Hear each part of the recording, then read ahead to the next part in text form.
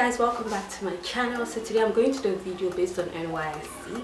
I'm going to be answering questions, frequently asked questions basically.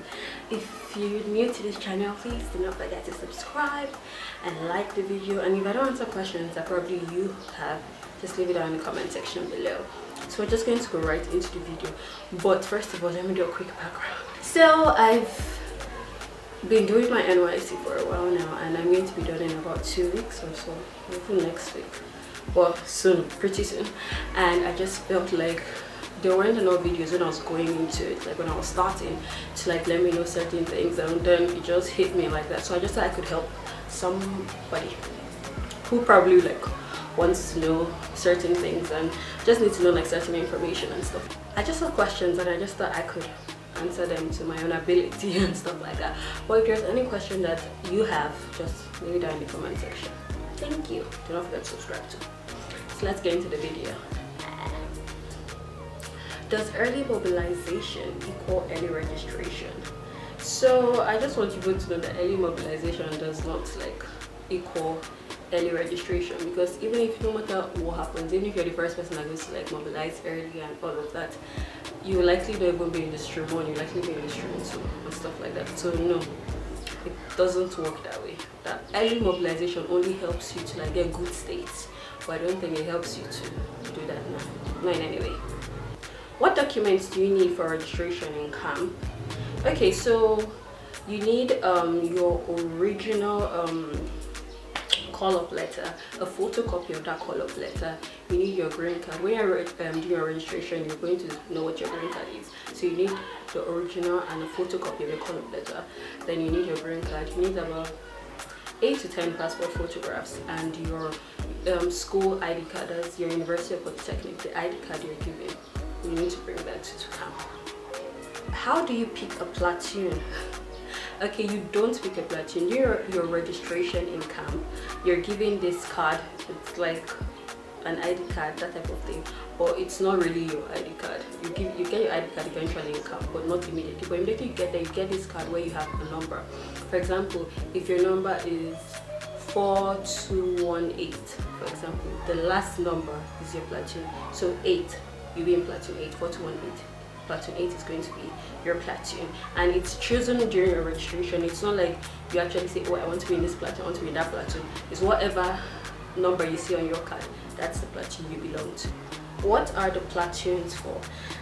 Well, I think the platoons are just for organization in camp, because you know there are lots of people, thousands of people, so I think it's just a way for them to like organize people. So if you're in different groups, you each have a platoon officer, and that platoon officer is the person in charge of that platoon, so that person is able to organize what goes on with those group of people. So if everyone has that, it helps in easy organization than one person organizing everybody, that type of thing.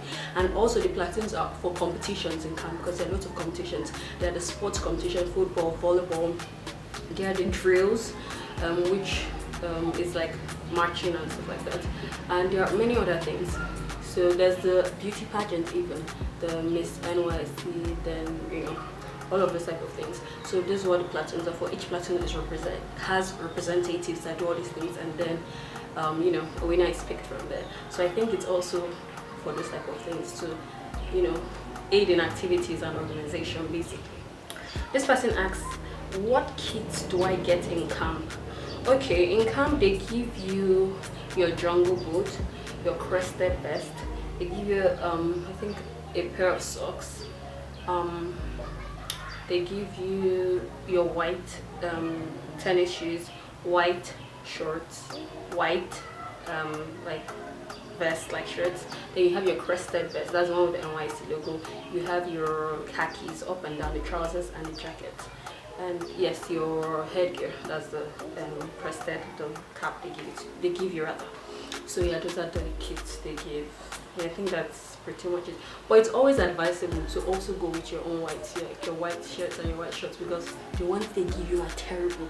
My shirt was like really short, so just try and go with your own. What happens in camp? Okay, I think that's like for activities, stuff like that. Well, okay, let me just try and break down a day in camp. What difficult in campus. Like, so you wake up in the morning, I think about 5 or 6, can't remember, but between 5 and 6. Yeah. That's when you go for your meditation. This is where everyone goes to the parade ground, and then you do like prayers, and you recite the NYSC anthem and stuff like that. And you try to take, that's where they also pass information to everybody concerning the whole day and what's going to happen. Then after that, I think that's when everybody goes to eat breakfast. After breakfast, lectures start at a particular time, so everybody goes to the auditorium. I think every camp has their own auditorium, so everybody goes to the auditorium and has their own lectures and everything. And then there's this time for SAID. Now the SAID is an acronym, SAED. That's the Skills Acquisition and Entrepreneurship Development. Now you get, there are different things. There's the photography, there's the photography and filmmaking, which is what I do not say. There are different ones. There's baking, there's makeup, there's soap making. There are different things like that. I think there's the computer one even. There are different things like that. So you just have to belong to one. That one is your choice. You just choose which one you want to belong to. Then I think it's like 2 hours or so. You can just teach you. Everybody goes to their own groups to teach them on these various things you choose, and you practice it and all of that. And after that, I think then there's the lunch. After lunch, then there's a period where you just relax and stuff like that, and then there's a time for games where you go play football, play volleyball. That's basically time we just relax and stuff. From there, there's dinner, and then things just happen like that. And then 10 o'clock is when there is the lights out and everybody goes to bed.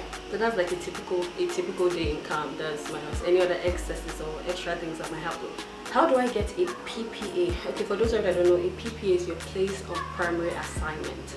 That's where you walk through, like after camp, the remaining part of your NYSC year. That's where you work. So you don't just go and get a PPA. It's usually chosen for you. On the last day of camp, everybody comes, and then the staff, they share letters, and in your letters, that's where you get your PPA. You see your PPA for the first time. So they basically choose it for you. It's a random thing. I think they also do probably based on what you study. Sometimes they just do whatever they want to do, and that's just it. So yeah, if you do not like your PPA, you can actually go and then they reject you, although it's not really good for them to reject you. But if you don't like it, I think you can do that, because I know some people that do that. So you could go, you tell them you don't want to work with them, they give you a rejection letter, and you try and sort out where you want to work by yourself. Then you try and organize with the people you want to work with. They give you an acceptance letter, like they've accepted you, they want you to work with them. You take it back to your local government zonal office, and then they approve of it, and you start work. What happens if I get rejected? Yeah, I basically just said that. When you get rejected, although they're not supposed to reject you, but because the NYSC sends you there, it's not like you just said, hey, I want to work with you in your office. The NYSC sends you there, so they're not supposed to reject you. But if they reject you, you just look for, you have to sort out your own PPA thing, and then you go back to the NYSC office, and then they approve, and also that process is there. What is CDS, and is it compulsory? I don't know if I'm the best person to answer this question, because anyway, CDS basically is the Community Development Service. It's usually a day in the week between Monday and Friday. So during your registration after camp, that's when you go to your zonal office after camp. You finish like doing your file and everything. So they give you this. They give you a particular CDS group. It could be anything. It could be EFCC. It could be tourism. It could be what's the other one? It could be editorial. It could be road safety. It could be medical, for medical and health, for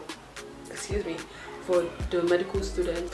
I'm in tourism, and my day is Thursday, so every Thursday I'm supposed to go, and they'll tell you everything about it, where you're supposed to meet and all that. Different CDS groups have different places they meet at different days. It could be any day really. So you just go and you meet. And is it compulsory? Honestly, they're going to tell you it's compulsory. You have to go if you will not pass out. I'm not saying you should do what I did, but I can say that I can count the number of times I went for CDS, because some days you're just so tired and you just want to rest. Like, if you're working the whole week, at least you have Thursday to rest. So sometimes I just want to rest, I will not go. But I try my best to go for the last CDS of the month. That's the last Thursday of the month, because that's when they give the CDS clearance. Because it's that clearance that you use for the next week, which is the first week of the month, to do your PV signing. Now the PV signing is a payment voucher. That's how you get paid. So you need that clearance to show that you'll be coming to attend. You'll be attending CDS basically. for the thumbprinting and stuff like that for your PV signing. So I tried to do that. I don't know, I think I should have it clearance. This is what the clearance looks like. It's just a small piece of, I don't know if you guys can see anything, it's just a small piece of paper like this. Yeah, so that's basically it. CDS is not how they make it seem. They make it, oh, like they do other affairs. It's not a do other affair, my friend, my dear. If you want to rest, you can rest, but please do not take my advice like that. If you want to go for CDS, please go. I know people that go, well, my CDS will basically not do anything. That's why I decided not to go. I cannot come and kill myself. I rather rest. How do I get paid? Okay, in camp during your registration, that's the first day. It's really advisable also to go the first day, because if you go afterwards, it's going to be a bit more stressful. It's going to be stressful, yes, but it's more stressful afterwards. Just try and go the first day. Okay, so how do I get paid? During that registration, different banks come. You get your number. That card I told you that you find a platoon number, and each platoon will now have like different banks. Like platoon 1 to 3 can go to this bank, platoon 4 to 6 can go to this bank, like that. So when you know the bank your platoon falls on, you just go to them, you do the registration. During the period in camp, they will come back after registering you with all the details you gave them at first, and bring in your bank card. Now that account is what NYSC pays money into. It's not your own personal account you brought from home. It's that when you register with them. That's the one that money just goes into. You don't have any stress. You just see money every month. As long as you do the PV signing I mentioned at the first of every month, at the first week of every month. When I'm not at my PPA, that's place of primary assignment, as I said, and there's no CDS, your community development service, what do I do? That's a funny question. Basically, you just relax. Like if there's no work and it's not your CDS, just relax, have fun. See, I always advise people that your NYSC period is the time for two things. One is to discover what you want to do in life. Like after that, like, do I want to work? What work do I want to do? Do I want to be an entrepreneur? Do I want to do my own thing?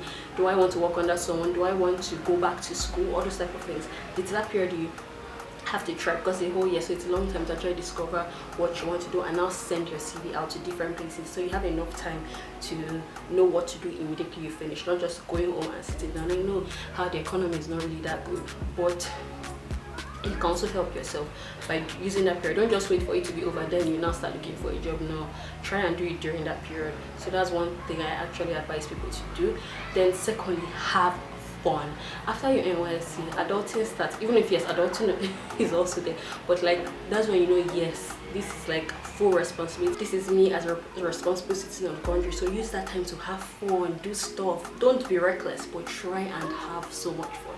I really hope I've helped you guys to like know certain things. If there's anything you need to know more of, just put it down in the comment section below. Don't forget to subscribe. I hope you really enjoyed this video, and I'm going right now. Have fun, have fun, have fun. I can't stress it enough. Have fun. Bye.